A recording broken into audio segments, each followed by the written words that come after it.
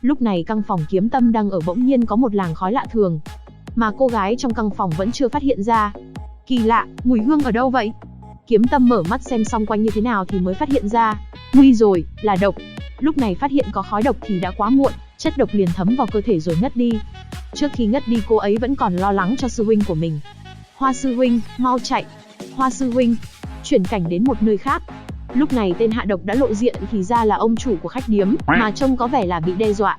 Đại nhân, đệ tử của Thanh Vân Kiếm Tông đã bị ta dùng đoạn linh hương làm ngất rồi. Trong đó có một người, chính là đệ tử chân truyền của Thanh Vân Kiếm Tông, Nhạc Kiếm Tâm. Người còn lại thì không rõ thân phận, chỉ biết được gọi là Hoa sư huynh. Ồ, không ngờ được ngươi lại có thể làm Nhạc Kiếm Tâm ngất. Còn về Hoa sư huynh, chưa từng nghe đến, chắc chỉ là một tên đi theo thôi.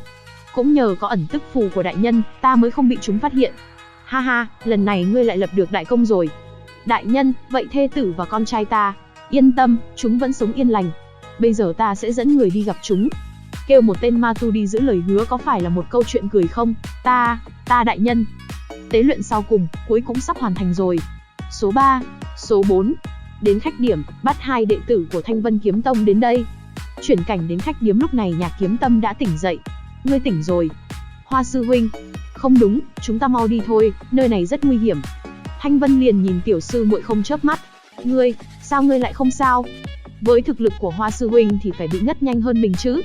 Vì để che giấu thực lực trước tiểu sư muội không còn nghi hoặc, Thanh Vân liền nói. Lúc ta ngủ dùng thai tức, không giống các ngươi vận chuyển linh lực minh tưởng, vì thế không hít phải đoạn linh hương. Đợi mãi, chả thấy người trong bóng tối hành động, vì thế ta đã xua hết mùi hương trong phòng đi và giúp người giải độc. Vậy mà lại là đoạn linh hương. Tu sĩ dưới tử phủ cảnh ngũ trùng đều khó mà kháng cự lại được độc của hương này. Thu vi trong chuyện này hơi dài, tôi nghĩ mình nên phân chia cấp bậc cho dễ hiểu. Phân chia thế nào thì phân theo số thôi, có cái gì đâu. Chuyện chia ra làm 6 cấp độ, mỗi cấp là có 9 đoạn, tôi sẽ chia như này, cho dễ hiểu. Luyện khí cảnh là 1, hoa linh cảnh là 2, tụ hồn cảnh là 3, lục cung cảnh là 4, tử phủ cảnh là 5, đăng thiên cảnh là 6, còn 9 giai đoạn còn lại là số cổ. Nếu nói cái cấp bậc vừa rồi thì tôi sẽ đọc như thế này: cảnh giới 5 ngũ trùng, chữ ngũ là con số mấy chắc mọi người cũng biết rồi, không biết thì lên Google mà hỏi, Google không tính phí. Tiếp tục chuyện. Sư muội, kinh nghiệm trải đời của ngươi còn non và xanh lắm, không thể không có lòng phòng bị.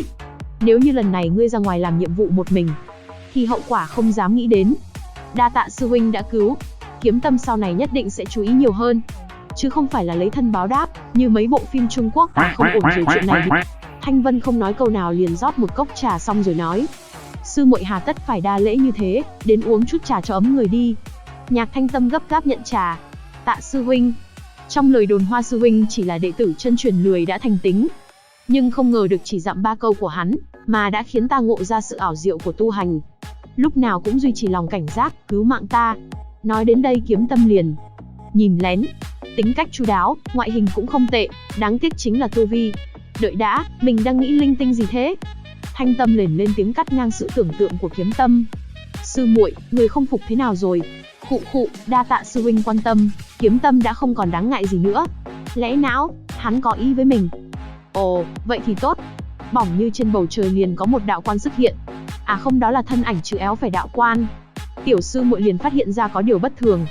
Có sát khí. Hoa sư huynh cẩn thận. Tiểu sư muội chưa nói hết câu thì Thanh Vân đã qua trở lại giường của mình ngủ tiếp. Nếu như ngươi đã khôi phục rồi thì làm phiền sư muội nhé. Dù gì thì bây giờ cũng không phải là thời gian làm việc của ta. Tiểu sư muội không nói lên lời, liền xông ra ngoài nghĩ thầm trong bụng bỏ đi. Hai người đó đều là cao thủ cấp bậc 5, Hoa sư huynh chỉ là cấp bậc 4, đến cũng chỉ gây thêm phiền phức. Tiểu sư muội nắm chặt thanh kiếm nói, ta còn tưởng. Tiểu sư muội đang tức giận thì lại có 2 cái bao cát đến xả giận. Các ngươi đến đúng lúc lắm. Một luồng kiếm khí được tung ra, làm cho 2 thân ảnh không kịp đỡ ăn trọn đòn kiếm khí của Kiếm Tâm. Sau khi làng khói tản đi hiện ra 2 thân ảnh. Tông môn thứ tư ở Đông Hoang, Tử Linh Tông. Đệ tử chân truyền Tử Linh Tông. 2 đạo hữu, tại sao lại ở nơi này? Ánh mắt của họ là huyết khôi. Tà thuật phong tỏa thần hồn, trở thành con rối rồi. Đây là pháp thuật của Ma Tông. Sự kiện mất tích ở Vân Căn thôn quả nhiên là do chúng đang giở trò quỷ sau lưng. 2 người này, thực lực chí ít cũng đều có cảnh giới cấp bậc 5 tam tứ trùng. Đúng lúc bây giờ ta cũng đang hơi không vui đây. Thanh Vân kiếm quyết tước vân đoạn nguyện. Một luồng sức mạnh liền lao về phía của 2 người kia. Tiểu sư muội liền nói tản, một luồng sức mạnh liền tỏa ra khiến 2 người kia không kịp trở tay. Lúc này Thanh Vân đã quan sát cuộc chiến. Ồ, vậy mà lại có thể phân tách kiếm quang đã chém ra. Nhưng nếu là như thế thì uy lực cũng giảm. Dùng thần niệm quan sát chiến đấu cũng tiện thật, còn chả cần phải mở mắt. Hai đệ tử Tử Linh Tông đó cũng không dễ dàng ngã xuống đâu. Người vậy mà dám hại Phong Nhi, ý chưa hoàn toàn trở thành huyết khôi, còn có chút ý thức cá nhân. Ta muốn người phải chết. Nữ đệ tử Linh Tông tràn đầy sát khí đánh về phía của Nhạc Kiếm Tâm. Cô ấy vậy mà có thể sử dụng vũ khí nặng như này. Kiếm Tâm liền dùng lực đỡ lại. Hai sức mạnh chạm vào nhau khiến cho phong cảnh xung quanh tan vỡ. Đây là sức mạnh kỳ quái gì thế? Chấn động tay mình tê dần rồi. Chưa hết bất ngờ vì sức mạnh của nữ đệ tử Linh Tông kỳ quái đến như vậy, thì nữ đệ tử Linh Tông lại tiếp tục ra đòn. Một luồng sức mạnh liền lao đến Kiếm Tâm. Như mà nãy giờ Kiếm Tâm chỉ là thăm dò mà thôi. Lúc này trong phòng Thanh Vân liền nói, không hổ là đệ tử đứng đầu. Va chạm trong thời gian ngắn, đã đoán ra được đối thủ nông sâu như này. Mặc dù hai người cùng là tử phủ cảnh tứ trùng, nhưng đệ tử Tử Linh Tông thân là huyết khôi, ý thức bị phong ấn. Chỉ có thể dựa vào bản năng chiến đấu, đã chịu thiệt rồi. Lần trước tôi chưa cấp bật nhưng mà do cái cấp bật trong chuyện đang bị sai, nên tôi tạm thời không xài cái cấp bật lần trước nữa. Nhạc Kiếm Tâm bắt đầu tụ sức vào thanh kiếm. Một luồng sức mạnh khủng bố đang tụ lại thành một. Đệ tử Linh Tông đang mất ý thức nên không nhận ra sự nguy hiểm nên cũng lao vào. Thanh Vân lúc này đã nhận ra điều gì đó liền nói, có điều Nhạc sư muội hình như vẫn chưa phát giác ra có nguy hiểm, dùng cái này thì chắc cũng đủ rồi. Lúc này thì tiểu sư muội cũng đã tích tụ sức mạnh đã xong liền sử dụng Thanh Vân kiếm quyết, Bạt kiếm thức. Một luồng kiếm khí lao về phía của nữ đệ tử Linh Tông. Sức mạnh liền tỏa ra khiến đất đá không còn nguyên vẹn. Cũng coi như chế ngự được rồi, tiếp theo phải nghĩ cách thức tỉnh bọn họ. Lúc này đệ tử còn lại của Linh Tông liền đánh lén. Một luồng sức mạnh liền lao đến tiểu sư muội, lúc này tiểu sư muội mới phát hiện ra thì đã quá muộn. Luồng sức mạnh đó liền phá vỡ khí giáp hộ thể của sư muội. Trong lúc đang ngàn cân treo sợi bún riêu, quên tôi đang thèm bún riêu, ngàn cân treo sợi tóc thì có một luồng sức mạnh lao đến đánh lệch đòn, tấn công khiến nó lao đến đồi núi sau lưng. Một chiêu vừa rồi, nếu như bị trúng thì tất sẽ trọng thương. Ủa, trọng thương thôi à, không phải chắc chắn chết. Rồi 5-9 ra đỡ rồi lại có một màn anh hùng cứu mỹ nhân như. Sao lại không nhỉ?